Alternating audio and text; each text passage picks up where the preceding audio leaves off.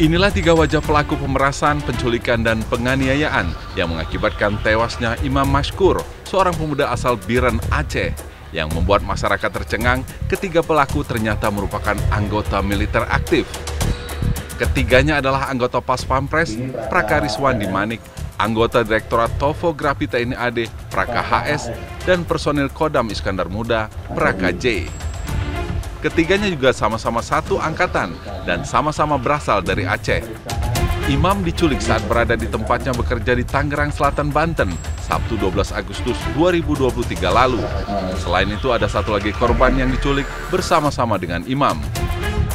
Identitas korban dan pelaku menjadi konsumsi publik dari surat keterangan penyerahan mayat jenazah yang diterbitkan oleh Polisi Militer Kodam Jaya. Mereka ini semua satu angkatan, yang mereka juga latar belakangnya adalah orang-orang dari Aceh yang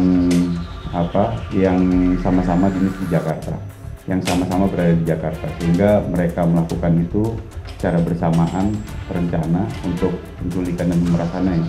Itu memang dari kelompok orang yang sama, dan mereka tidak mengenal secara detail orang korban, tapi mereka mengetahui komunitas korban ini kegiatannya apa saja. Sebenarnya yang diculik itu 2 orang, tapi yang satu dilepas di sekitar tol Cikeas, atau ya di sekitar tol Cikeas itu dia dilepas karena mendapati korban ini sudah kondisinya agak napasnya sudah susah. Kematian mengenaskan Imam Mashkur terkuak setelah video penyiksaannya viral di media sosial. Namun belakangan, Komandan Pomdan Jaya Kolonel CPM Irsyad Hamdi B. Anwar memastikan video penganiayaan yang viral adalah hoaks atau bohong. Itu bukan itu hoaks, itu tidak ada kaitannya dengan kejadian ini.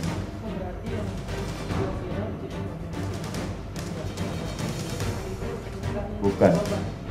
Itu bukan salah satu dari saksi maupun korban. Imam Mashkur sehari-hari diketahui menjalankan usaha menjual obat-obatan kosmetik di Ciputat Timur, Tangerang Selatan.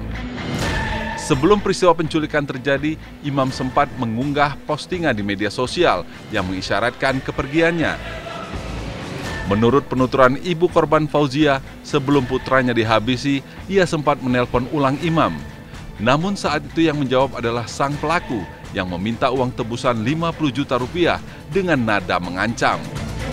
Beberapa hari kemudian, jenazah korban ditemukan di aliran sungai di Kerawang Barat. Ditelepon yang pertama ke adik dia, habis itu dikirim video, habis itu nelpon ke ibu 3 kali. Yang terakhir saya telepon ke sana mau tanya bagaimana keadaan dia. Yang angkat HP tersangka. Ibu kok sayang ke anak, kirim duit 50 juta sekarang. Itulah kok lebih kurang. Habis itu saya bilang, anak saya jangan dipukul lagi. Saya akan usahakan kirim duit sebab kami orang miskin. Jangankan 50 juta, 1000 pun nggak ada duit. Kalau ibu nggak kirim duit, anak ibu saya bunuh, buang ke sungai. Udah itu aja dia bilang. Kasus ini pun mendapat perhatian serius Panglima TNI Laksamana Yudo Margono. Panglima bahkan menginstruksikan agar anggotanya yang terlibat dihukum secara maksimal, bahkan hukuman mati. Panglima terkait anggota Pas Pampres yang di Aceh, Pak, yang di Aceh bagaimana Pak Panglima? Mungkin sudah ada perkembangannya seperti apa Pak? Masih dalam penyidikan, masih dalam penyidikan Puspom TNI. Total ada berapa Pak? Anggota Pas Pampresnya ada berapa Pak? Kenapa? Total anggota Pas Pampresnya ada berapa Pak? Yang anggota Pas Pampresnya 1. Yang satunya ada 2 temannya, jadi 3 orang. Mau turun Pak Panglima? Kabar meninggalnya Imam Mashkur yang menjadi korban penculikan oleh oknum anggota TNI bukan hanya meninggalkan pilu bagi keluarga. Masyarakat Aceh di perantauan terkejut mengetahui korban meninggal dengan cara tidak wajar. Motif pembunuhan Imam yang misterius membuat banyak spekulasi bermunculan.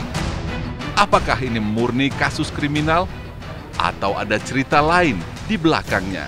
Pemakluman semacam itu seringkali untuk katakanlah bertujuan menghindari pertanggungjawaban maksimal di lingkungan militer. Ini baru kasus-kasus yang sangat mungkin murni kriminal. Belum kalau kasus yang menyangkut kejahatan yang melibatkan petinggi, misalnya jenderal. Itu pasti akan lebih sulit lagi untuk benar-benar dibuka secara transparan. Ini yang harusnya dicabut duri-duri ini dari dalam TNI, karena ini merusak, menciderai, mencoreng nama TNI gitu. Saya kira tidak boleh lagi dicampur adukan antara tanggung jawab instansi TNI dengan tanggung jawab individu TNI. Misalnya katakanlah, oh ini ada pedagang obat ilegal, oh ini ada urusan lain di dalam masyarakat yang harus diurus oleh TNI, itu bukan tugas TNI. Terlalu kecil tugas itu. Apalagi dengan cara-cara yang keji, ya, kejam, tidak manusiawi dan merendahkan martabat manusia. Saya kira TNI disumpah bukan untuk itu. Seluruh latar belakang penculikan dan pembunuhan Imam Maskur hingga kini masih terus diselidiki, termasuk hasil otopsi dan ponsel korban untuk melengkapi penyidikan kasus. Kini masyarakat mendesak agar pengusutan kasus kematian Imam dilakukan secara tuntas dan tanpa ditutup-tutupi.